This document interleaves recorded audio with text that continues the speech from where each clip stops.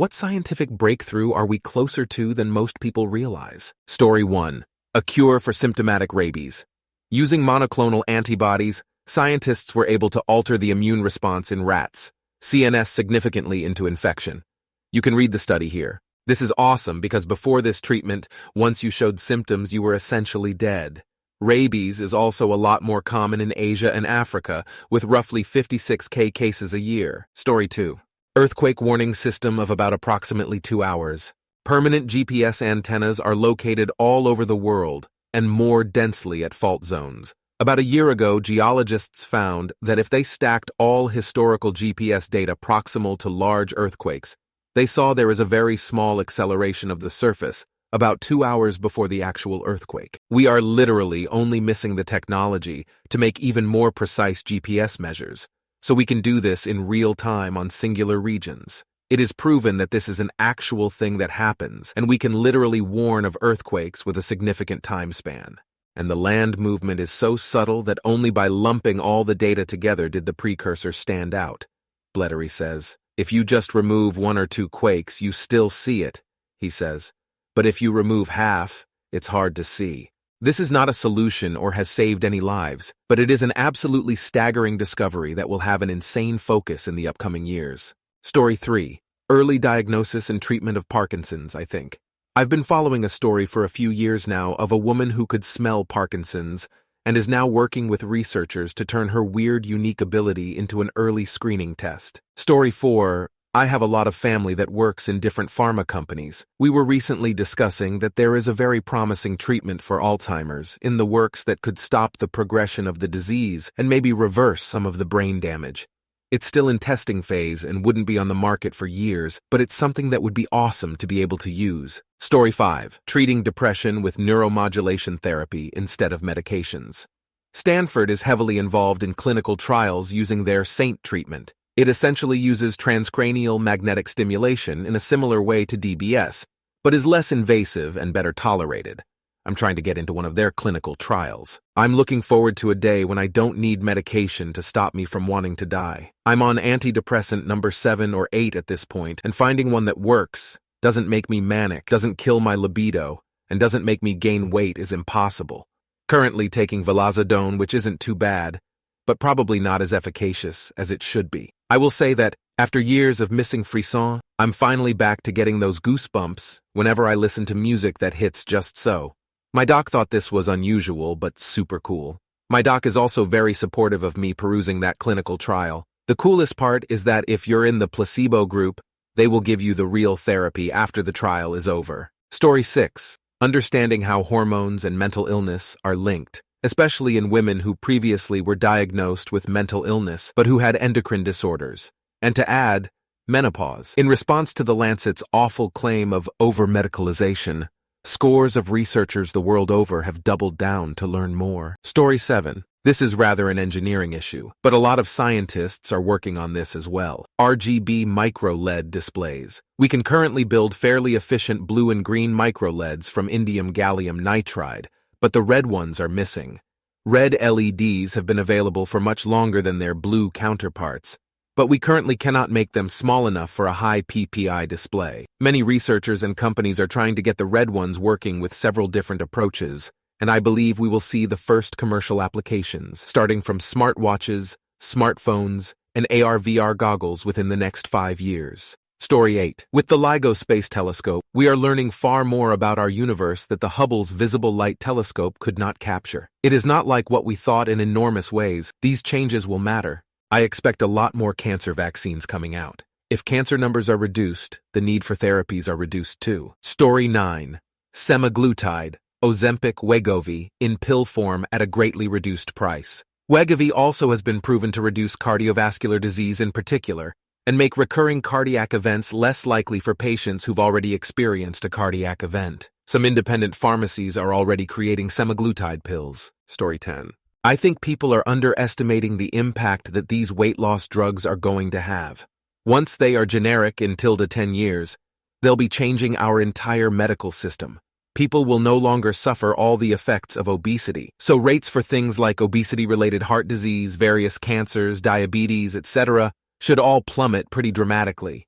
will have an enormous economic and demand impact on the medical system. The drugs are also a potentially effective treatment for addiction as well. Studies are underway as we speak. Story 11, geothermal energy. People have figured out how to reuse all the drilling technology developed for fracking to dig geothermal wells almost anywhere. Geothermal has the benefits of nuclear, reliable baseband power, without the downsides.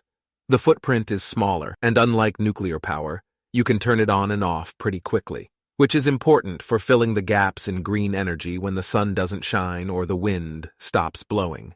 The U.S. government just cleared out almost all the red tape for digging geothermal wells on public land, too. Basically, it is now as easy to dig a geothermal well as it is to dig an oil well. They are even looking at using geothermal wells like batteries by pumping water into them and pressurizing them, so when there is an excess of solar or wind electricity, it can be stored in the geothermal wells. Story 12.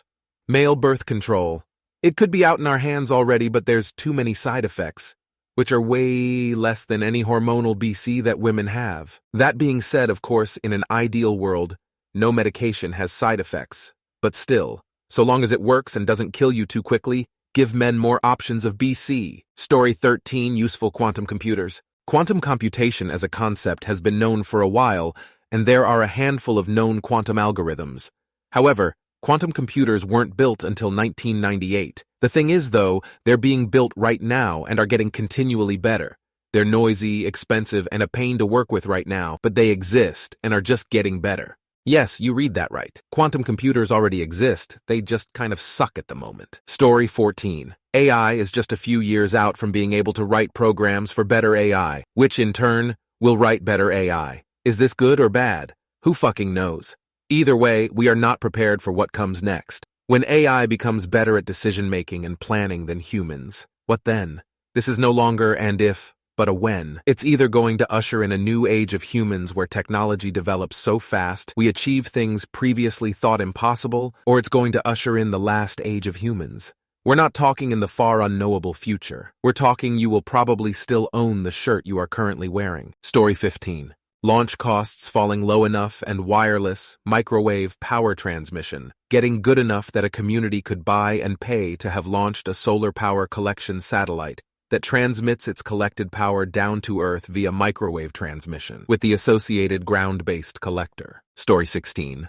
Brain chips will one day be able to enable us to live to age 150 by modulating our DNA dialing gene expression up or down, by altering RNA and chemicals and hormones in our body. If coupled with a vitamin implant, we could always operate optimally. It'll eradicate mental illness, a variety of diseases, and cancer. We could also alter our conscious state, increase productivity, and focus while at work, as well as alter chemistry to relax us at home. The chip will also be able to link to the internet one day, accessing information and images, using our internal monologue to convey. Communicating telepathically would not really be used as it'll be uncomfortable having an involuntary voice in your head. But near future, cure for HIV. It enters cells using CCR5 delta 32 receptor, and a drug can be developed via RNA to turn off CCR5 delta 32, curing HIV in your body. They can use CRISPR for this, but that's permanent removal. People without this gene like me are immune to HIV.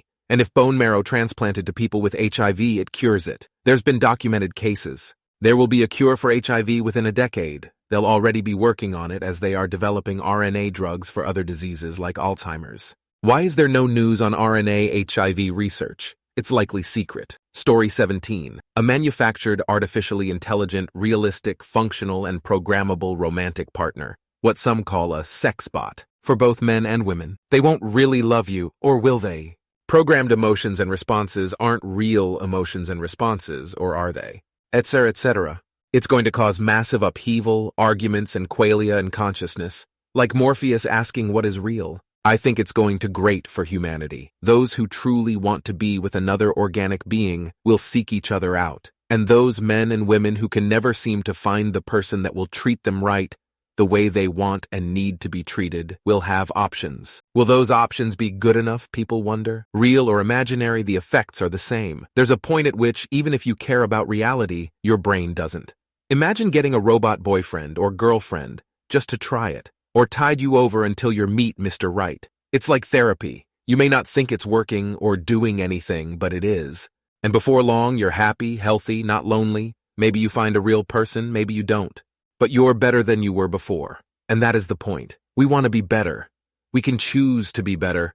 We are choosing to be. And those sex partner bots are going to help us get there. And something that good and useful for humanity, that answers, or attempts to answer, that deep longing need in our soul for love and companionship, it won't stay on the drawing board for long. It's coming, so get ready, it will be glorious. Story 18. I've often said that we're in the midst of a medical revolution that will have a lasting impact on healthcare that is comparable to the Industrial Revolution and its impact on society as a whole, if not even more impactful. One of the big things that's getting closer and closer to being a reality is the complete regrowth and restoration of lost limbs.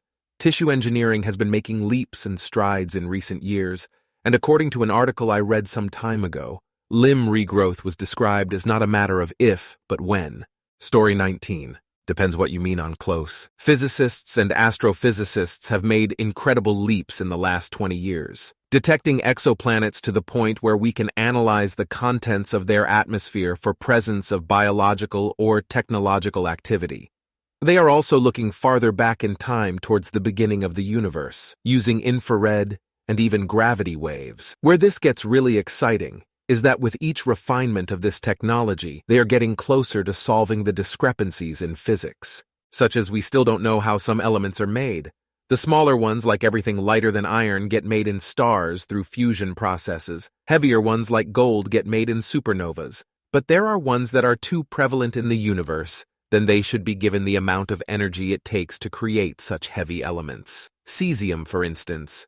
Point being, they have done like 90% of the work towards a final unified theory. Some are saying that the right application of AI will get us the rest of the way there. But I can tell you that there have been breakthroughs in PV solar and energy storage that will be driving down the cost of that tech and making it more efficient. In the near future, there will just be solar panels everywhere and no power plants. The main barriers to that being trade wars between China and the US. Of course. Story 20. Life extension therapy, not in the live like elves sense, but that you'll be able to live your last 2 or 3 decades much closer to your midlife fitness, as far as mental faculty and muscle bone strength. Individually, one of my favorite jumps has been Alzheimer's. We spent over a decade researching cures and treatments based on falsified data, which was discovered several years ago. Since then, advancements have been pretty significant given the time frame. Story 21. Artificial general intelligence is going to rock the world in major ways. What a lot of people do realize is AI progression is exponential rather than linear. We are already seeing AI train better AIs. Llama 2, 3, for example. While it may get 2x better this year, next year it will be 4x and 8x the year after. There are still plenty complex problems that need to be solved before he hit AGI, but we eventually hit a feedback loop, where AI improves itself to a point where it can solve some of our most challenging problems. Story 22. Can't believe I haven't seen it yet, but cell reprogramming via iPSC, and it's already here for some cell types. A very cool Japanese dude got the 2012 Nobel Prize of Medicine for this. He and his team were able to deprogram a specialized cell and reprogram it into a different specialized cell, for instance, a fat cell into a cartilage cell. This will simply be one of the last big medical advances we make. Messed up your lungs? No bother. Get some of your cells, water, and lots of love, and you've got a new pair. No compatibility issues, no rejection or meds, potentially inexpensive. Mind you, there are challenges and safety concerns yet, as you need to tinker with the cell's DNA in order to do it, which is tricky. And we're very, very far away from functional full organs, but the even more bonkers stuff is already happening. They have tried injecting healthy stem cells in the area of damaged tissue, cartilage, IIRC, and somehow the pre-existing cells were able to communicate with the new stem cells, repairing that tissue. I can't put enough emphasis on how absolutely stupid this is, how potentially we could repair parts of our bodies that now we can't dream of repairing, and for potentially peanuts. The possibilities are very near limitless if we manage to make them perfectly safe and we get the engineering part right. Story 23. Pretty much perfect plastic recycling. Not only is the option to recycle becoming more and more easy and available in many places, but the process of recycling is getting better every day. Somewhat. Research is being done on how to chemically recycle plastics, tires, and biomass into fuel. This would give us the option to recycle these materials almost endlessly and also cut on crude oil production. The research is looking very promising, but it will take some time until we get there. Story 24. Actual permanent cures for mental illness. Right now, depression and anxiety disorders are some of the only ones we can actually cure, and we can't even do it 100% of the time. Most treatment right now is symptom management and teaching people to tolerate it better. When it comes to drugs, we're really throwing meds at people that increase or decrease certain chemicals in the brain. The actual causes are rarely solved. Psilocybin trials are undergoing with very promising results, as the drug literally changes your brain. With guidance from therapists, it's likely we could have people do some exercises on small amounts of hallucinations and teach their brain to behave differently. Implants like Neuralink are also very promising. Story 25. A cure for the metabolic disorder phenylketonuria in the next 5-10 years. PKU is the reason babies get a heel prick test at birth. People with PKU must strictly limit their daily protein intake to avoid the buildup of the amino acid phenylalanine or risk permanent brain damage. My kid has this and can tolerate around 7 grams of protein daily. Your average egg contains around 6 grams of protein. The treatment is modeled after the new breakthrough treatment to cure sickle cell anemia. Using CRISPR technologies, they'll spice out the non-functioning part of DNA and insert a working copy. For a specific error variant of PKU, levels of phenylalanine cleared in 24 hours in mice. Gene editing is just mind-blowingly wild in general.